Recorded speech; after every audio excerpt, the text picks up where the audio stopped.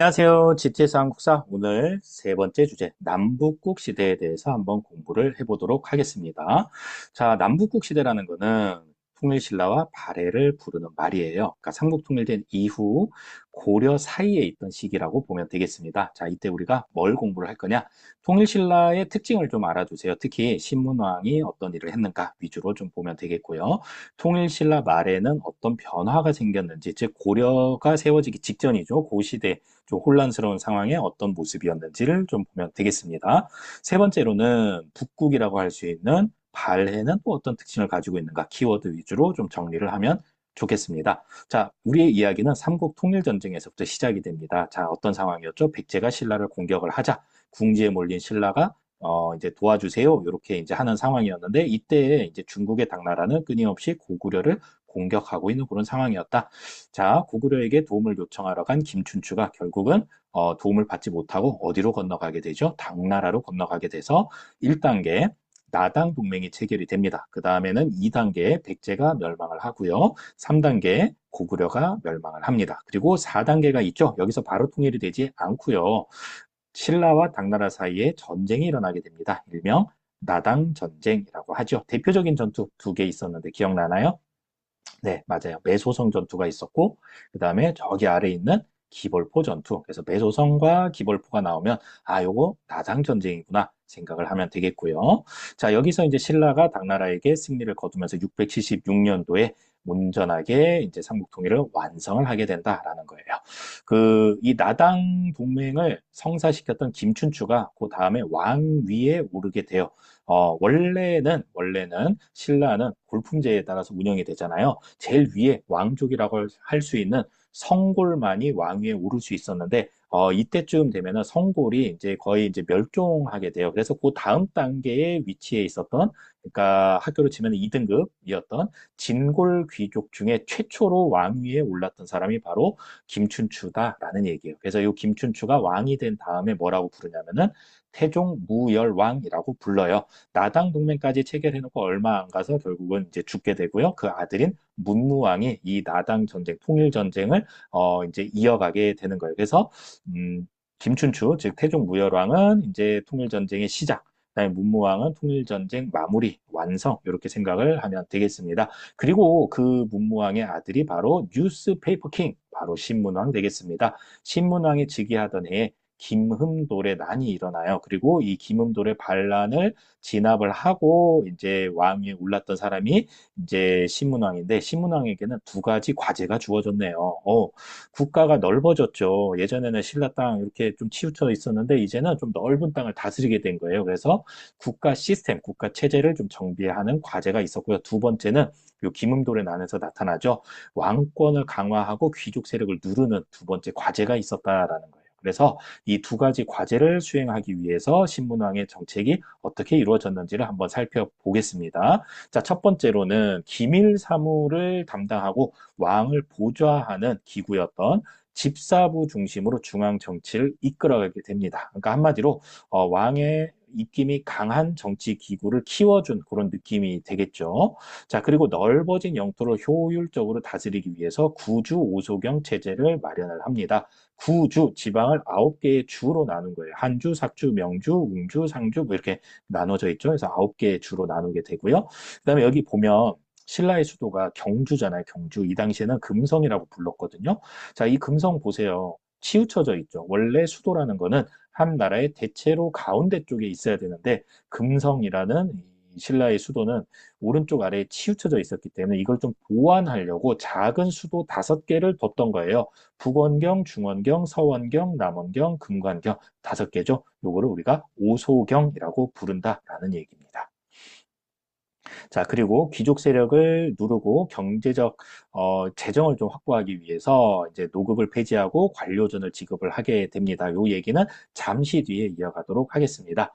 자, 국학을 설치를 해서 유학 교육을 하면서 인재를 양성하기도 합니다. 자, 그렇다면은 이제부터 노급과 관료전의 차이점에 대해서 한번 천천히 설명을 해보도록 하겠습니다. 국가가 있고 관료가 있어요. 관료, 어려운 말 같은데 그냥 공무원이라고 생각을 하면 되겠습니다. 이 관료는 국가를 위해서 일을 하죠. 공무원, 공무원이니까. 자, 그 대가로 국가는 관료에게 월급을 줘야 됩니다. 그쵸? 자, 월급을 줘야 되는 너무나 당연한 겁니다. 어려운 거 없어요, 여기까지는. 자, 그리고 지금은 우리나라가 농업국가가 아닌데 이 당시에는 농업국가였어요. 이게 땅이라고 볼게요. 땅. 땅에서 이제 농사 짓는 농민들이 있을 거고요. 거기서 나오는 생산되는 쌀이 있었을 거예요. 즉, 쌀도 있고 이 땅에서 농사 짓고 있는 농민들의 노동력도 있었겠다라는 얘기예요. 그래서 원래는 어떤 시스템이어야 되냐면은 지금도 그렇죠. 세금을 내야 되잖아요. 쌀이나 노동력을 국가에게 원래는 세금을 내야 되는 거예요.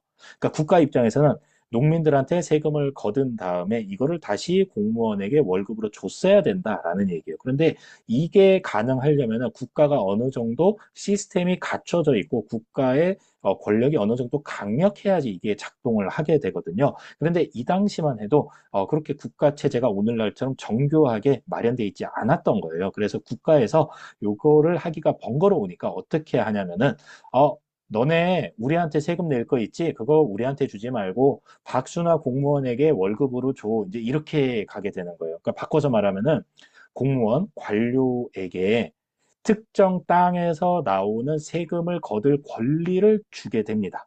다시 한번 정리할게요. 다시 한번 정리를 하자면 오늘날처럼 국가에서 공무원들한테 월급을 현금으로 주지 못하고 특정한 땅에서 나오는 세금을 거둘 권리를 월급 몫으로 줬다 이런 얘기예요. 자, 이게 뭐냐면은 바로 노급이에요, 노급.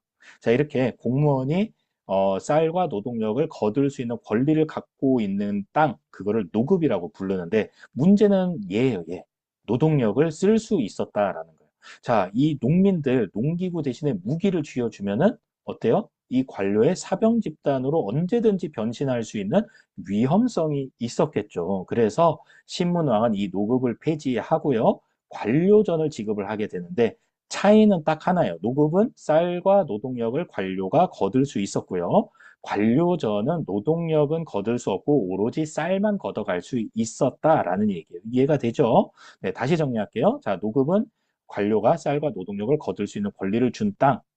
반면에 관료전은 쌀만 거둘 수 있는 권리를 준 땅. 이렇게 구분을 하면 되겠습니다.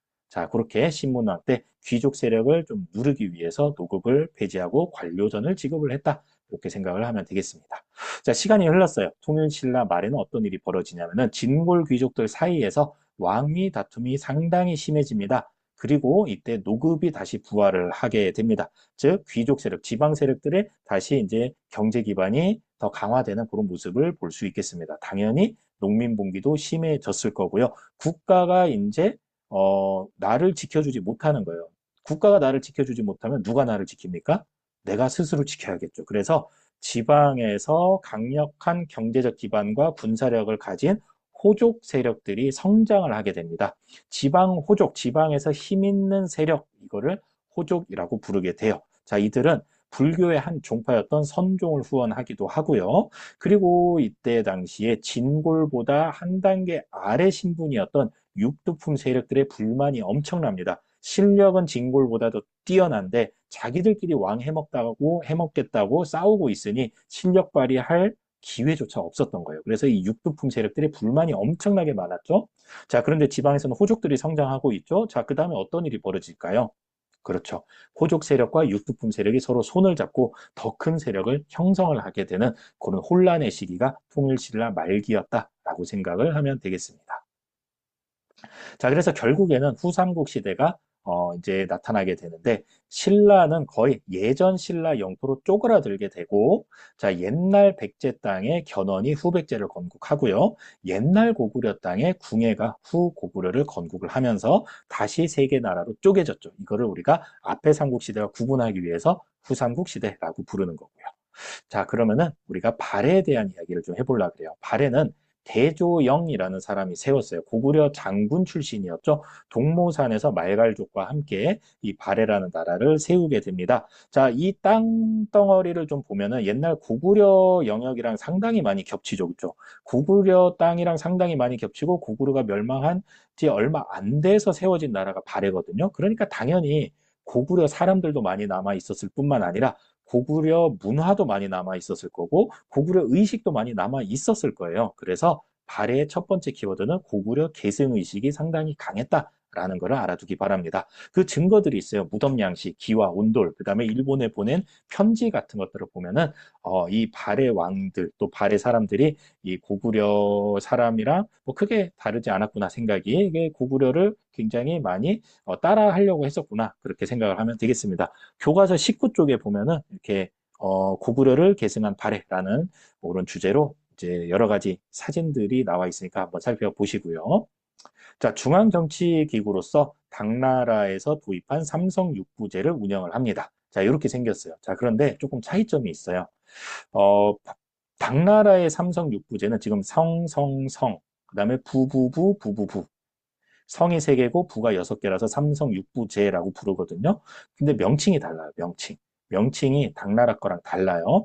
괄호 안에 있는 게 당나라 오리지널 버전이고 괄호 밖에 왼쪽에 있는 게 발해 버전이에요. 그러니까 바꿔서 쓴 거죠, 이름을. 그리고 당나라 같은 경우는 이 육부가 하나로 묶어져 있거든요. 그런데 발해 같은 경우는 좌사정, 우사정으로 다시 두 개로 나눠서 운영을 하게 됩니다.